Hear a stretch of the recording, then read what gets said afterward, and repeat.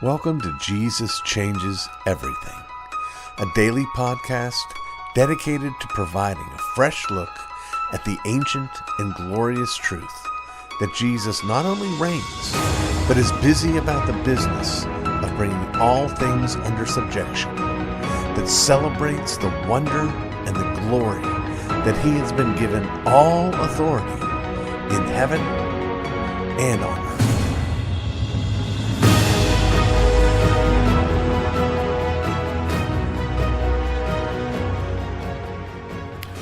What if 2021 proves to be a year in which we have a great economic meltdown? We have a massive health crisis with tens of thousands of people being infected and dying of a strange new disease. What if we have great controversy in Washington and uncertainty? What if we have riots in our streets in 2021?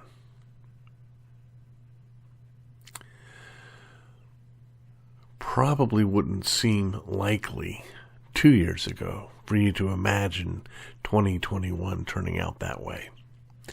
But having lived through most of 2020, you see that all of this is quite possible.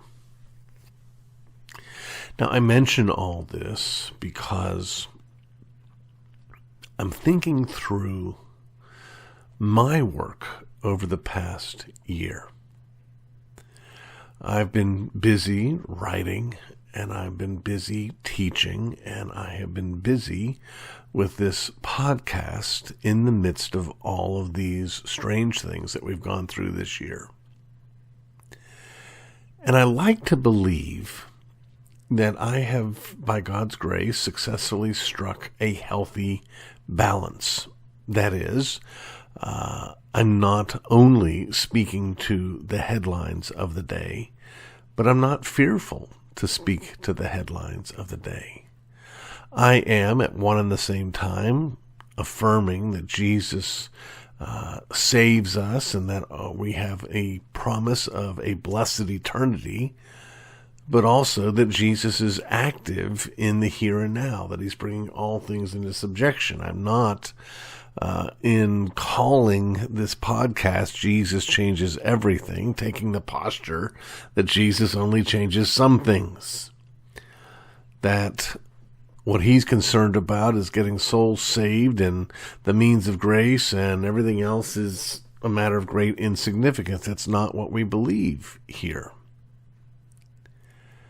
And so out of this, I hope that what has that you have been served over this past year by this podcast, that you have heard a voice that rests in the sovereignty of God without becoming passive, that you've heard a podcast that encourages us all to stand on the Word, to walk in the way, to run to the battle, and to rest in the sun. That's what we're trying to encourage. That's the posture we would love to see people encouraged toward in terms of our audience. And as we come closer to the end of this strangest of years, I come once again seeking out partners. Would you consider supporting the work of this podcast, of the blog, of the teaching that I do, of other things that I do, all under the umbrella of Dunamis Fellowship? Would you consider being a monthly partner with us? Do you want to see more people standing on the word, walking in the way, running to the battle, and resting in the sun. Well, we're looking for partners, especially month-long partners. Not that we would not be grateful for a one-time year-end gift, but we are looking for monthly partners who will and can come alongside of us and strengthen us and encourage us, and as always, who can also spread the word. If you're not in a position to give financially, and if you believe that Jesus Changes Everything podcast is actually helpful for your walk, then you can do this. You can tell your friends. Because if we're helping you, we're probably going to help them. So will you consider those things? Would you let your friends know about how you've been blessed by Jesus Changes Everything? Would you let me know? Because it's an encouragement to me. And would you consider coming alongside as a partner? You can go to rcsproulJR.com. Right on the front page, there's a donate button that'll lead you through the process. All donations to Dunamis Fellowship are tax deductible, and we are a 501c3 under a board of directors. So everything's on the up and up. I appreciate you listening to this. I appreciate you listening to the podcast. And I'll be back next week asking again.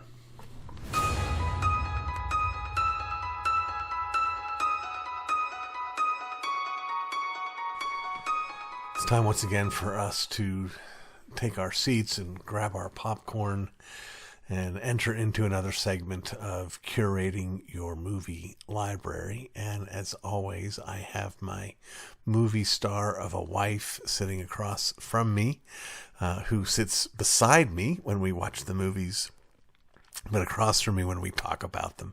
Welcome, sweetheart. Thank you. I this time did something a little bit unusual, just like it's unusual for you to actually pick a movie. You know, guys, you guys out there, you know what it's like, right? What would you like to eat? What do you want to eat? What would you like to watch? What do you want to watch? Where do you want to go? Where do you want to go? She just won't answer the question.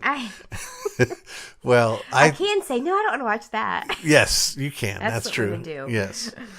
But yeah, after whatever you want. That's right. Whatever you want. Not okay, that. how about this? No, not that. There's actually a restaurant in Van Wert, Ohio called the I Don't Care Grill, and it was for that reason. How I don't about that? care. Yeah. I don't care. I asked Lisa to pick what we were going to talk about this time. We've already recorded one today. I think that's a little tiny peek behind the curtain that we talked about Troop Zero already. Mm-hmm. Now we're going to talk about not a movie again, but a series that we have started and been enjoying. And since you asked something about it, and I said, how about this? How about you tell us the name? Virgin River. Virgin River. That's right. And we watch this on Netflix, correct? Yeah. All right. And how would you describe for our listeners Virgin River, sweetheart? What if you wanted to just give a quick summary? What would it be?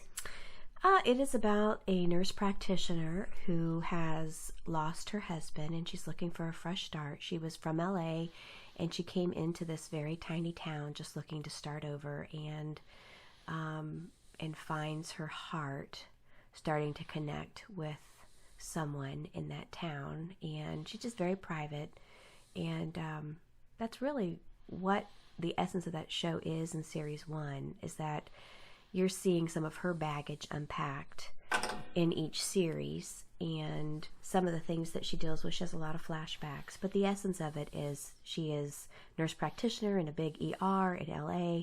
She's coming into a small town called Virgin River, and it's just a place she's looking to have a fresh start. Yes, and she pretty quickly gets somewhat smitten with the army soldier who now owns the local bar. Mm-hmm. And honestly, all of that, sweetheart, sounds like the perfect platonic Hallmark movie. Not just a Hallmark movie, a Hallmark Christmas romantic comedy, right? Yeah. And yet, that's not what it was. No, in fact, that's what when I picked it, I thought, "Oh, this is great. This will be predictable." Yeah, and Lisa predictable. loves these things, and Some. And I'll pick it up. Christmas card. But what it turned out to, again, I mentioned about Troop Zero. It was like a kid's version of Revenge of the Nerds. I would describe Virgin River as if Hallmark had a soap opera. Yeah, I can see that. It's not as dramatic. Nor as what's the word for it? Worldly. And it's not as predictable. Yeah. I mean, when you can come back to a soap opera after 10 years. And everything's still going the same way. Yeah. But I can see that because of the evolvement of the relationships and the episodes that happen. Yeah. And that it is a drama, but they're characters that you like. And they have challenges and hardships, and they sort of intersect with each other. We see the male lead struggling with some PTSD and how his dealing with that impacts her dealing with her past. The relationship between the male lead and his best friend and another fellow who served in the war with them, and how that relates. I mean, And even the challenge, I mean, when she comes out, she's a nurse practitioner. She's coming out into a small town. She's meeting with a doctor. She has not been welcomed by him. It kind of starts off funny. Her car, she's off the road, and the guy picks her up, and she has no idea that that's actually the doctor. She's kind of having some words with him. And he's having a hard time giving up his career. Yes, he's getting older. Letting somebody else do that. And she finds out later in the show that he actually was a very credible man working at a very credible hospital and felt like medicine was more about politics than people. And he came back into the hometown where he was from. And so she gets to see the good, bad, and the ugly, and she is earning his respect. Yeah. And there's a lot of very interesting things that happen in the mountain setting that we don't want to give away to that he also they care for. Yeah. So there's a lot of dynamic here. It's not just this little tiny town. There's mountain life going on that's illegal, and there's something that makes you want to watch the next episode. So I'm really sad because we have to wait for the second season. Yeah, we have to wait for season 2. Yeah. Now, I don't want to. I'm going to give a little bit of a spoiler here. So, fast forward for 40 seconds or so if you want to miss this. But I think there's one of the strangest relationships I've ever seen in any television program or any movie between the doctor and, I don't even remember her name, his wife. What show are you talking about? I'm talking about Virgin River. The relationship between the doctor and his wife. Oh, she's the mayor. Or she's not the mayor at all. She is just She was an elected official, and that was the role she had. Hope? Are you talking about Hope, the doctor's wife? And here we had no idea till we get all the way down to close to the very end of the season that they're actually married. Yeah, and they've been married and separated. Because it sounds like they're just good friends. 20 years. Yeah, but they're over an indiscretion. Yes, on his part. And she could not forgive. Yeah. I mean, there's some real, genuine heart issues that get dealt with in this. With people, period. Yeah. I mean, the loss of a baby, the identity of rejection, the scope of fraud and people running from the law. Yes. And, I mean, and really, when you think about what you see in this actual series, you think about your neighbor. I mean, what do you really know? Exactly. You don't know the backstory. Yeah. And so you think that people are just genuine as all get out, and you find out, little things trigger you, and you think, I might want to research that a little bit. Yeah. It has been really... We would recommend this. Because it is really, it's really good. It's just a very good balance of, I don't know the right word for it, but maybe it's intrigue. Drama, intrigue, something that, suspense. Without it being, again, violent. Less than gentle. Like that word that you like to use and that I like to use in describing what you like. And that is a positive thing. It's a gentle show. Well, it is. And what you see is... Without being a cliched, saccharine, sweet, Christian-y kind of thing. And it does show you the sense of community, that every person within the community has their own issues. Yes. And how they are all working intrinsically, crossing over one another and living life. And you see the separate things happening and realize that is like how we live our lives. Yes. Oh, even Hope, not Hope, the female lead, what's her name? Melinda? Yeah, and her sister, that whole relationship too. Joey. Yeah. Well, we're out of time, sweetheart. Watch it. Well, we do want you to watch it. And, whenever I do a curating your book library segment, I always encourage people to contact us.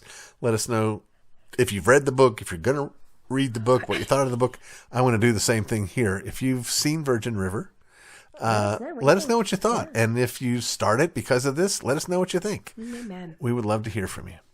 Thank you again, sweetheart, for being with me on curating your movie library on the Jesus Changes Everything podcast. I enjoy it with you, babe. I love you, darling. I love you too.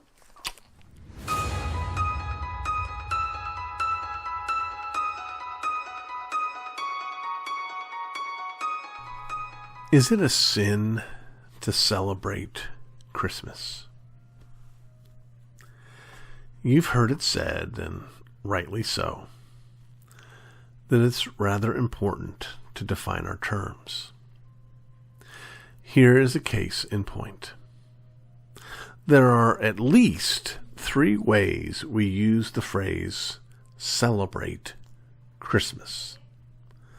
The first is as the celebration Mass of the birth of Christ. That is, as Rome has celebrated it for centuries. Our fathers objected to this, and rightly so. If by celebrating Christmas we mean attending Roman Catholic Mass, most assuredly we should not. A second definition would be more broadly cultural.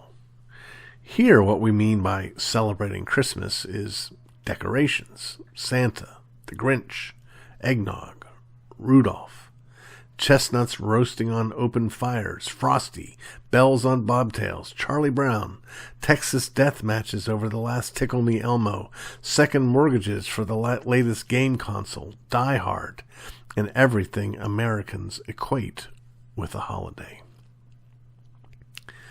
This may not be such a good idea either. I'm not saying all or even any of these things are sinful, but they can become a distraction from where our hearts ought to be. What, though, if we mean something else by celebrating Christmas? What if we ask the question this way? Is it wrong to remember the Incarnation? Is it a sin to devote some time to rejoicing over the coming of the Messiah? Can we, in our celebration feast with our loved ones, give gifts? Can we sing of that little town of Bethlehem? Can we preach on the glorious gospel truth that God took on flesh and dwelt among us? Some would argue that doing this third thing wraps us up in doing the first or the second. Some suggest that God has already given us one glorious holiday that comes not once a year, but 52 times a year. Some believe that we are not only entering into the sin of our modern culture and entering into Romish heresy, but that we are entering into the pagan holy day of Saturnalia. I'm sympathetic to those concerns, but I answer them this way. We do not re-crucify Christ at Christmas, nor do we re-advent him. But we do remember our Father's longing, and we do long for his return. We do not have to buy ourselves into debt or tell stories to our children about a jolly old elf. But we do feast and bless our children because we are his blessed children. That he's given us 52 holidays a year does not mean that we cannot rejoice over his grace on Monday and Tuesday or any day, even December 25th. That others before us celebrated the same day as us for wicked reasons cannot mean that we cannot do what we will do in eternity for godly reasons. Rejoice over the coming of the Messiah. That others tell their children stories about Santa is no reason for us to not tell stories, true stories, to our children about Jesus, and to laugh with joy as we do so. May Christians celebrate Christmas? One person esteems one day above another. Another esteems every day alike. Yet let each be fully convinced in his own mind. He who observes the day observes it to the Lord, and he who does not observe the day, to the Lord he does not observe it. He who eats, eats to the Lord, for he gives God thanks, and he who does not eat, to the Lord he does not eat, and gives God thanks. For none of us lives to himself, and no one dies to himself. For if we live in the Lord, and if we die to the Lord. Therefore, whether we live or die, we are the Lord's.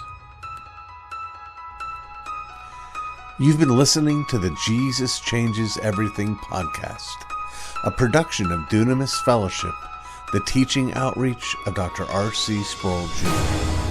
If you've enjoyed this podcast, we encourage you to subscribe, which you can do at all the usual outlets, to tell your friends, and to spread the word.